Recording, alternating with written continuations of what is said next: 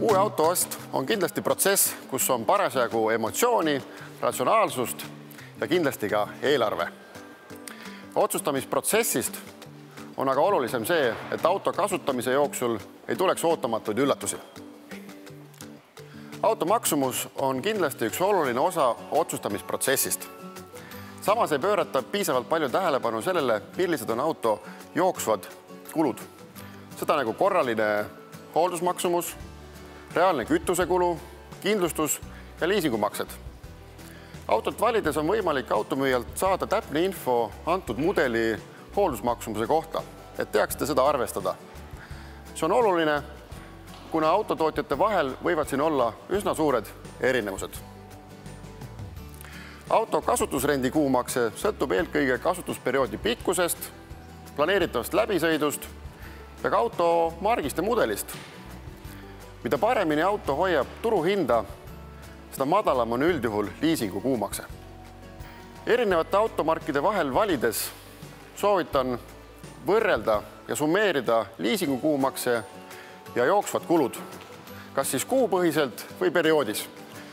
See annab väga hea pildi, milline on tegelik auto kasutamise hind. Kogemus näitab, et aeg-ajalt ostetakse auto proovisõitu tegemata või tehakse väga väike katsetus, mis ei anna ka paraku terviklikku tunnetust autost. Uut võimalikku autot soovitan kindlasti proovida pikemalt. Pikem proovisõit annab väga hea kogemuse, mismoodi auto käitub linnaliikluses või siis maanteel. Juhitavus, müraisolatsioon, erinevad juhti assisteerivad abifunktsioonid tulevad just hästi välja pikemalt maanteel sõites. Ja üks oluline asi veel, et kui sõita pikemalt, sel juhul on näha ka auto reaalne kütusekulu, et ei tuleks üks ebameeldivat üllatust siis, kui auto on juba ostetud. Tänapäevasest mugavusvarustusest on pigem saanud tõhususvarustus. Mida see tähendab? Parkimisandurid, tagurduskaamera, ummikuabiline või eessõitjat jälgiv püsikiirushoidja.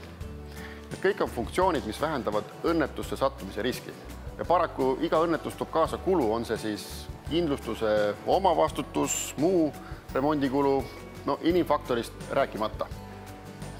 Ehk et auto soetamisel tasub kaaluda pakutavat lisavarustust, mis suurendavad turvalisust ja ohutust.